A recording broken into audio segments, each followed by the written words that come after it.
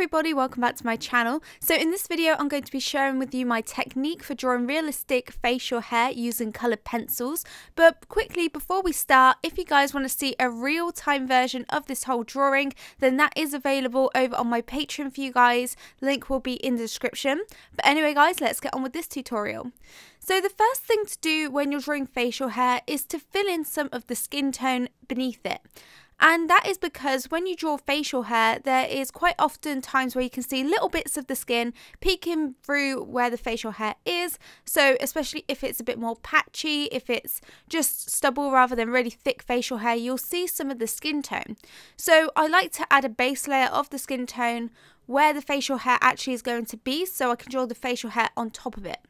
So I'm using a few different colours just to get the skin tone accurate with the rest of the face. It's important that you use similar colours all the way around the skin so it's like cohesive and it looks the same all the way around in the different areas. And so I've used some burnt ochres for the orangey toned areas and brown ochres.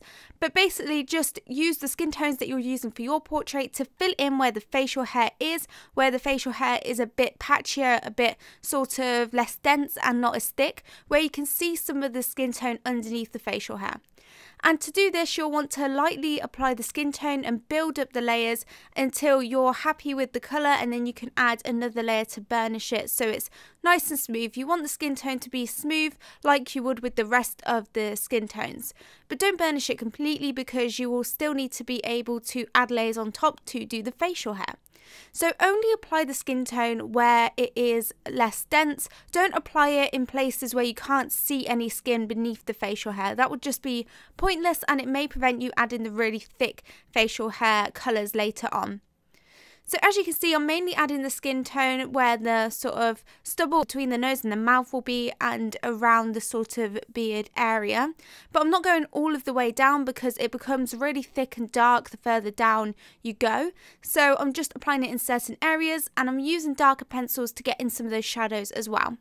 So you'll be able to see through the facial hair and see what shadows there needs to be on the skin tone. And just do this in the same way you would do the rest of the skin, so circular motions, build it up lightly at first and just apply the pressure that you need in order to get the smooth skin tone. You won't need to completely press really hard on your pencil in order to get a smooth finish. Just apply as much pressure as you need to.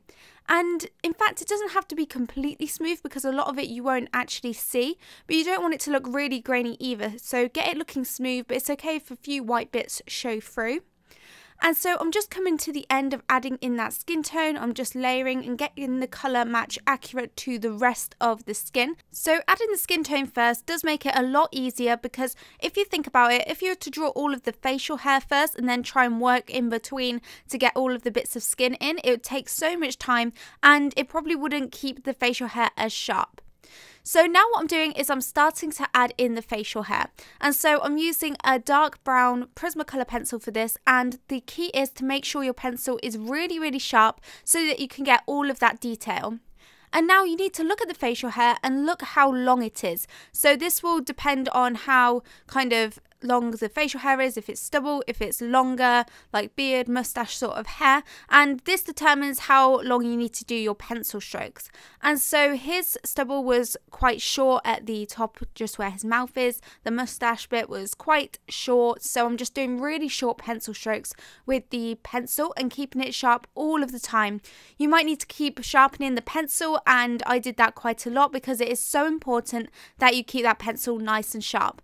And so another thing that you need to do is look at the little direction that the facial hair has. So is it curving in a different direction? Is it curving with the skin? So just look at the direction and the way the facial hair curves. It's not all just going to be really straight. It might curve slightly around to fit in with the facial shape and structure of the face. So it's really important to look at those two things, the length and how it curves and the sort of flow and angle of the hair. Also, you need to focus on making it look like the facial hair is growing out of the skin. So you don't want it to look like it's a piece of hair like just whacked on top of the skin. It needs to look like it's growing out of the skin. And to do that, you need to feather your pencil strokes in with the skin, you know, lightly as you go at the root, and then you can make it a bit thicker, but do it very lightly. As you can see, these aren't really dark. I'm going to build up to the darkest bits of facial hair. So this is just to block in all of the sort of areas and the length and all of the stuff I've spoke about with the facial hair, but this is just the first stage of building up that hair.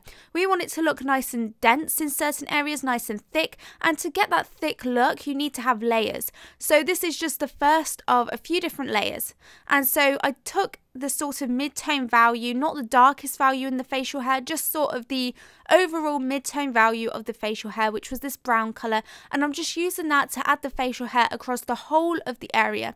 No matter whether it's actually meant to be darker than this or lighter, I'm just blocking in the whole thing, and I'm really looking at how the facial hair sort of is growing, where it's more patchy and where it starts to get a bit thicker and longer. And it's really important to look at these different things and how it changes in different areas in order to get a realistic look, because as you can see towards the bottom, towards the chin area, it starts very patchily and then it starts to get longer and thicker towards the bottom of the chin. And looking at the direction of those, you can see that all of my lines are nice and curved. They're going in a certain direction, they're not just all straight, and that makes it look nice and realistic. It's flowing with the shape of the chin, and especially under the chin it's going to flow with that sort of curvature of the chin as well. So now I'm going in with the black pencil, and this is obviously darker than the brown pencil, and so I'm looking at the reference image and I'm looking for the darkest bits of the facial hair, and this tends to be where it's a bit more dense, where it's a bit more thicker and it's not as sparse. So really look at your reference photo and try to pull up the key shadowed areas and go over with the black. And so I'm not doing this all over, and I'm doing it in exactly the same way. I'm looking at the length of the facial hair, the way it's curving, and I'm just kind of really gradually transitioning it from that skin. I'm not doing really thick sort of pencil strokes. It starts off nice and thin and it might get thicker towards the end, but it's so important that you keep that pencil sharp because you don't want really thick, clunky looking strands of hair. And you don't need to do every single strand of facial hair exactly like your reference photo. It's going to be impossible to get every single tiny detail exactly the same. Just look at the general sort of thickness of the facial hair, the direction it's going and how it's built up. Is it denser in certain areas and thicker? Just look at those sort of things, but don't try and draw every single bit of facial hair in the exact same place as your reference. Chances are you won't be able to do that, and it doesn't really matter. So I'm just still building up those shadows. You can go back in with the brown and add some more little lighter facial hairs if you want to. You can switch between the pencils if you notice areas that need a bit more facial hair adding to them. And also if you do something and you're not happy with it, then you can just get an eraser and erase that out. As you can see, towards the bottom of the chin, it's a lot thicker, so I'm using a lot more of the black towards the bottom. And you can see that towards the bottom of the chin, you can't see any of the skin anymore. And this indicates that it's a lot thicker down that area, because the fact that we can't see any of the skin showing through towards the bottom of the chin shows that it's a lot thicker and there's less sort of sparse areas. So it's important to really look at where you can see the skin and where you can't in the initial stage when you're blocking in the skin, because where you don't put it, that's where you're going to have really thick facial hair look to it. So now what I'm doing is I'm going in with an X-acto knife, and this is the most important part to the whole process for me. It's the part that really brings it to life. And so the X-acto knife is used to pull up bits of the colour pencil, and when you pull up the colour pencil it leaves lighter layers. So it's scraping off that darker look to reveal those lighter layers, those like skin tone values underneath. And so this means that we can create highlights. So a lot of the time you'll have facial hair and there will be these really white bits of hair and facial hair showing through. And so it's going to be really hard to go on top of this facial hair with like a white colour pencil.